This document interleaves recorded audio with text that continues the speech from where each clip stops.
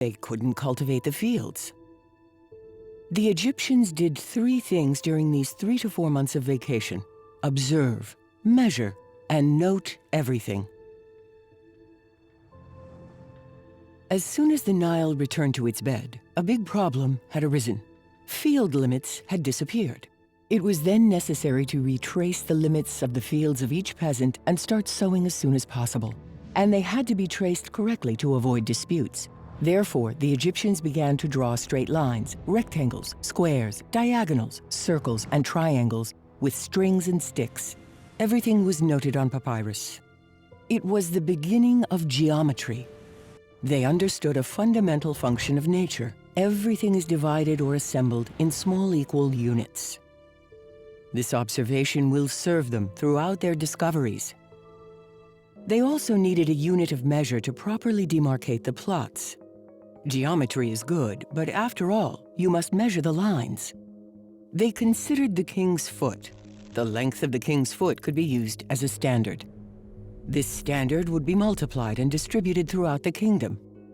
They considered the feet, arms, legs, and elbows of the king, but there was a problem.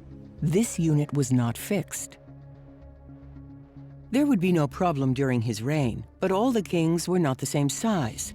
The next king would surely want to use his foot or his elbow out of pride. In the hills, waiting for the retreat of the Nile, the Egyptians thought and looked for a solution to the problem.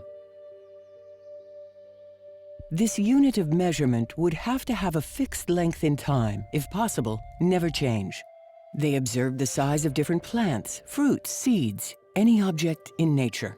But all these objects did not have a constant size. For example, if we water a seed well, the following year its size will have changed. And over long distances, small differences quickly became significant. Then, they had the idea to measure water. Yes, fresh water from the Nile. They measured 1 drop and then another. They were all the same size. From the lower Nile to the upper Nile, the drops were the same size. They noticed that the size of the water drop did not change year after year. It's wonderful. The Egyptians found a unique unit. The diameter of the drop of water on a waterproof surface, like granite or alabaster, is constant. It measures 1 centimeter. Today, an incredible video in which you will dive into the heart of the first stage of the Serapeum project. Oola, oola, oola, oola. So this is the stop M on the diagram.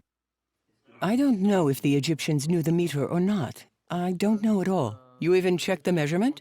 You measured it 2 times? I double every measure every time. Okay, so 1 meter.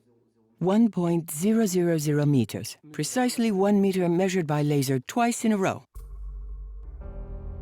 They named this small unit the royal finger. 10 drops of water or 10 royal fingers equals 1 royal hand. 100 drops of water, so 100 royal fingers or 10 royal hands equals 1 royal leg. Centuries later, these discoveries were taken out of secret coffers and renamed. The royal finger was called the centimeter, the royal hand the decimeter, and the royal leg the meter. They were presented as recent discoveries, and the French appropriated them, made in France. The diameter of the drop of fresh water measures what is now called 1 centimeter. Water is a universal constant. The size of the drop of fresh water will never change for thousands and millions of years. Yes, the universal unit, the meter, was not invented in 1780, but it was discovered by the Egyptians millennia ago. The meter is a universal